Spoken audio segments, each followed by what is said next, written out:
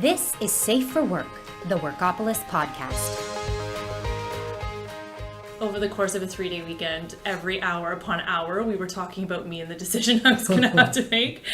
So I'm glad we're not divorced from that weekend. That's Maddie McKee, our social media manager. Well, I should say she's our former social media manager. Maddie recently accepted a job offer in a different industry. Before she left, though, we made Maddie a counteroffer. And even though it's a little awkward, we thought this would be a great opportunity to talk about something a little bit tricky. Counteroffers. What they involve, how to offer them, and what you might expect when you accept or reject them. Hi, I'm Sal Chalfie, and this is Safe for Work. Before we get too far into this, though, let's bring in Paige McGarry. Hey, Paige. Hi. We should probably make sure everybody knows what we mean when we say counteroffer, right? Yeah, that's a good idea. Let's go to our resident expert. Hi, my name is Amy Reich, and I'm the Senior Manager of Human Resources at Workopolis. So we asked Amy to give us the quick and dirty definition of a counteroffer. So a counteroffer could occur when an employee resigns from their position, and the employer might take the perspective of wanting to retain that employee. So they may make some determinations if they are able to counteroffer something to their employee to get them to stay with the company. Later, we're going to talk to Amy about counteroffers from an employer's perspective, and we'll talk to a recruiter for some tips for employees. But first, let's go back to Maddie. Okay. So, if you don't mind, a few questions. Were you expecting a counteroffer? That's a hard question to answer because if you had have asked me a month ago, would I be expecting a counteroffer? No. I think at the time, the way that the timing worked as a company, I was expecting something to come back, and I like to think that I was valued as an employee, so I was expecting and hoping that something would come back. But I never want to be presumptuous, so it wasn't like I was relying on it, but if the opportunity presented itself, I wanted to put it forth that it was an option for sure. Were you frustrated, though, that some of these extra perks and benefits were only offered to you once, you were resigning? Or the threat of you resigning was out there? I wasn't, honestly, because we had conversations about my career progression, and I knew that something was on the horizon for me later on down the road. Unfortunately, it had to come to me getting another offer for it to come a lot faster than it would have, but I knew it was coming anyway, so it wasn't a surprise. It wasn't, I'm undervalued, or you're not looking at what I'm doing. There were no hard feelings that it came later, because I knew it was coming down the line. So did you prepare to have those kind of conversations? Yes and no. Like, obviously there's a lot of materials out there online that help you understand or how to have those conversations or what to ask for, what to look for. But when you just lay your cards out on the table, I was expecting that Workopolis would come back with something. I didn't know what that was, so it's hard to prepare for something like that. But I kind of had to have a conversation with myself internally of, okay, well, if they come back with this, and if it's as good or almost as good, would it help me stay or would it make me stay? Mm-hmm. It was a lot of just laying out the pros and cons on both, what was right for me in my career progression, what made sense for us from a financial perspective. Vacation is obviously important to me, so was that a factor? Who would I be working with, and the industry that I'd be working in as well. So it was just laying out all that information. I don't think it's a mistake, and it wasn't. If I had have accepted it, wouldn't have been a mistake on my part, because I am happy here and I love my job. I love my coworkers. I love the company. It just so happened that I was getting a better opportunity somewhere else. Full disclosure here, I once got a job offer from what is now one of the fastest growing tech companies in Canada. My company at the time made a counteroffer, and I accepted. And within 3 weeks, I regretted it. And I regret it to this day, in fact. So the "is this a mistake" question is a big one for me. So I took it to another expert. I think it totally depends on the situation. This is Jillian. My name is Jillian Singerman. I am a senior recruiter at Creative Circle. So I asked Jillian about some of the things people should consider, and if there's a way to make sure you're making the right decision. So if we want to put a year on it, 5+ years, I think, you can leave the company, you've done enough at the company. 5 years or less, you want more money, you want to play around a little. I also think it depends if someone approaches you. So if a recruiter writes you an email, tries to pull you from your current situation, that is a factor versus like, were you seeking the role? If you're seeking the role, you're obviously seeking the role for a reason, so you want to leave your current situation. Right. Obviously, if you're tempted by money, if a recruiter reaches out to you, that plays a big part. In your line of work, is this something that you hear about often? Are there a lot of your clients that end up getting counteroffers from their current companies? I'd say about 2 in 10. It doesn't happen as often as the question is asked. Okay. And in your experience, are there industries where this is more commonplace? I'd say finance, insurance, pharma, usually the bigger companies. Okay. And Yeah. is that because industries are more competitive? Or? Oh, for sure. Okay. Yes. What are the kind of pros and cons of someone accepting a job offer? So pros, more money, you might get more responsibilities, you might get better vacation package, a better benefits package, if that's what you were looking for. You'll also, in a sense, feel more valued.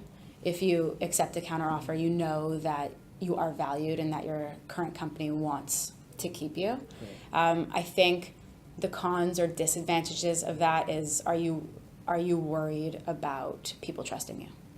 Right. Yeah. So that brings up a lot Trust of... is a big thing. And trust in what way? Is it just like straining work relationships or changing expectations? Well, straining work relationships, but also, is your higher up or is your boss always going to think that you're looking? Are they going to think that money is the answer to everything?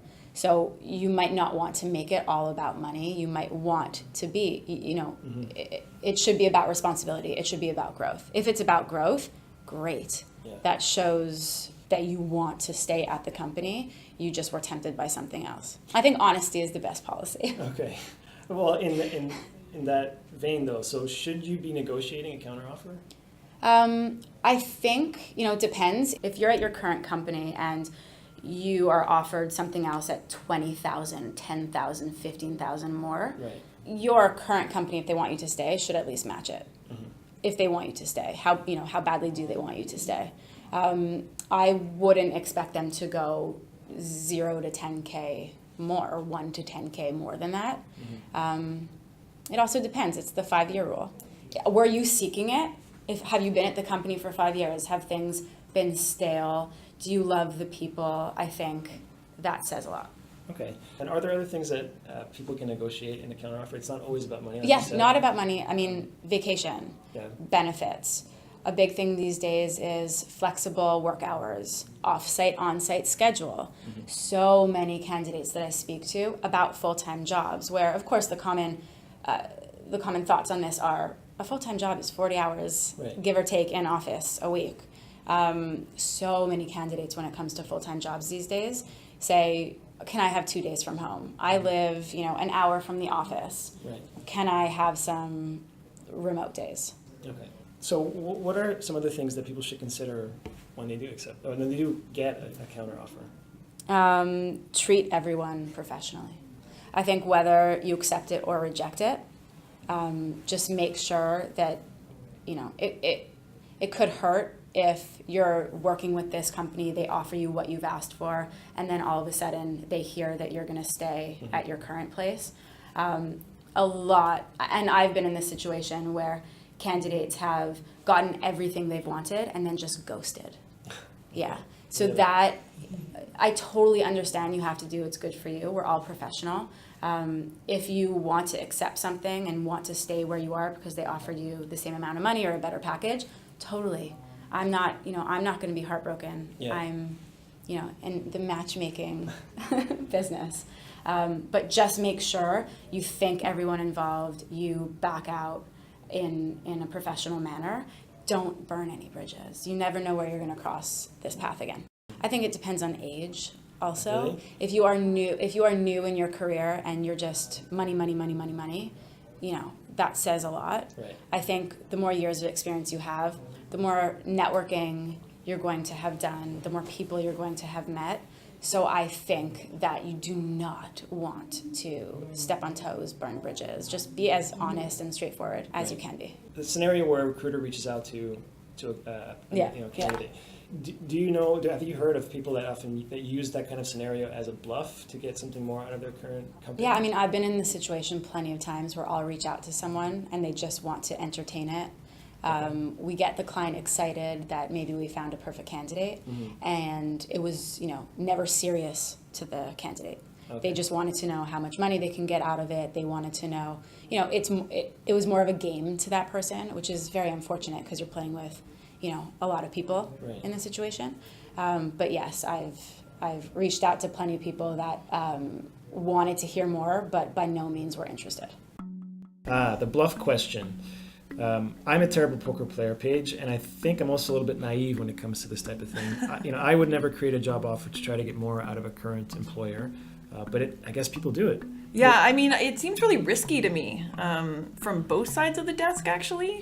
From an employee point of view, if the boss calls your bluff and doesn't offer you a counteroffer, and then you actually have to leave, or worse, take back your resignation letter, which seems pretty unprofessional. Right. But from the employer's point of view, if you think your employee is bluffing and you call them on it by not offering a counteroffer, you're just going to lose them. They shouldn't bank on it being a bluff. They should take every resignation seriously.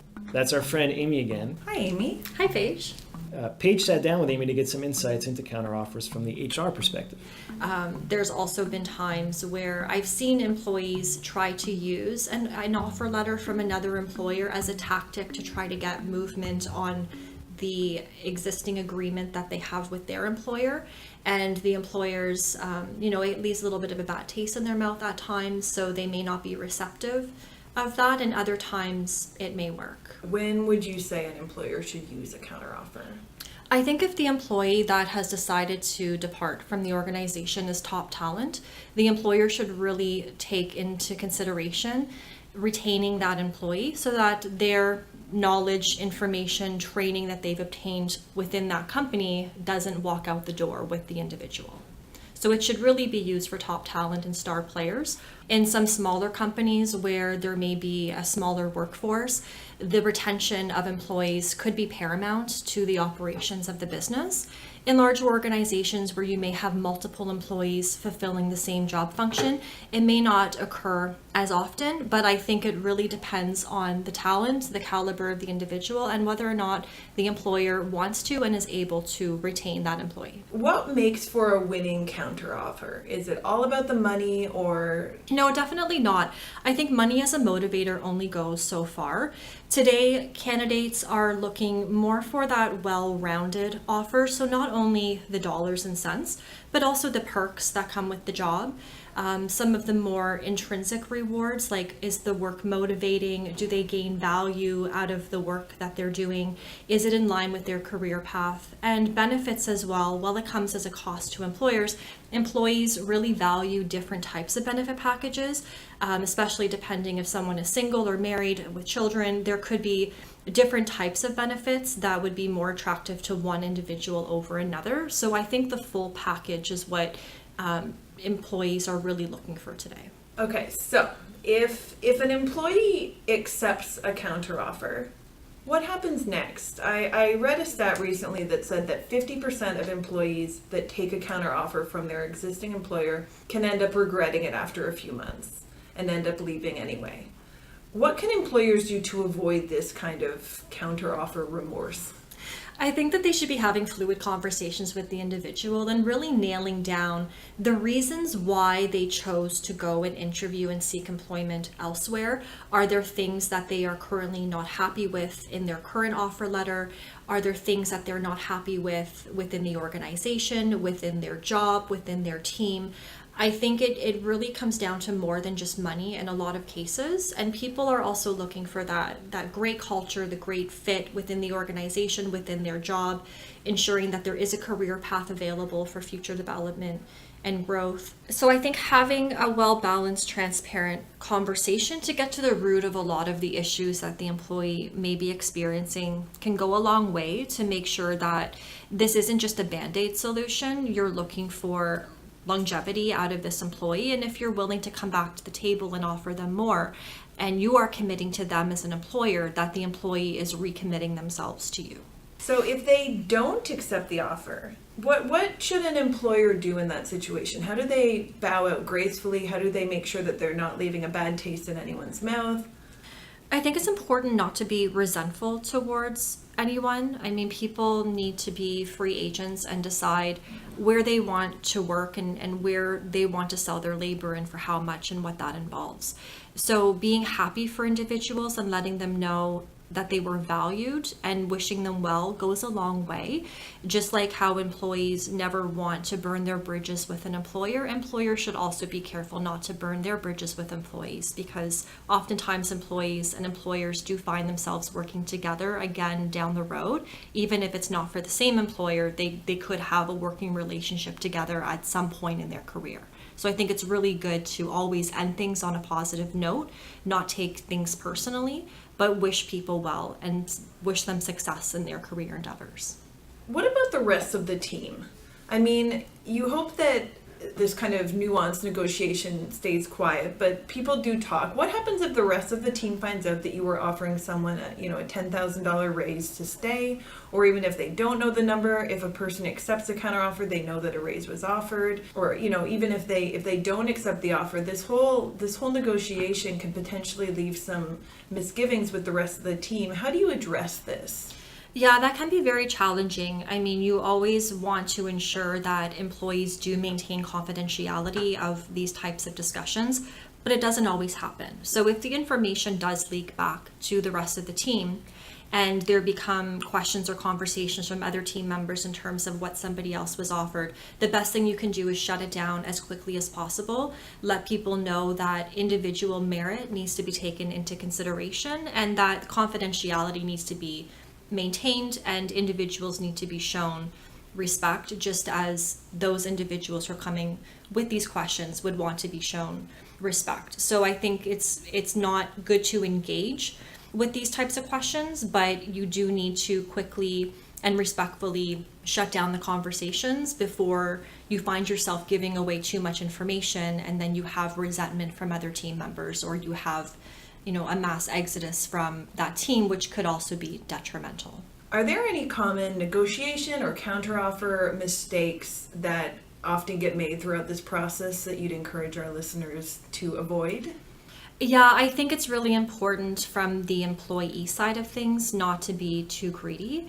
If you're able to go to your employer and ask for more in hopes that they will make some changes to your existing offer agreement in the hopes that you'll stay, I don't think it would be appropriate to be asking for more money than what the other offer has provided.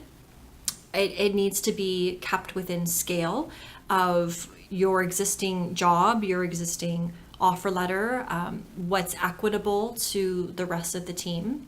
And from the employer perspective, you want to make sure that you're also not lowballing. So if an employee comes to you and they're currently making $50,000, for example, and they've been offered another position at another organization, and let's say it's a lateral move and they're offering the individual $60,000, for the employer to come back and counter at 52, 53, I don't think you would expect that individual to stay within the team. So I think you need to do what's reasonable, what's in line with your salary scales, and what's doable without overselling or overcommitting.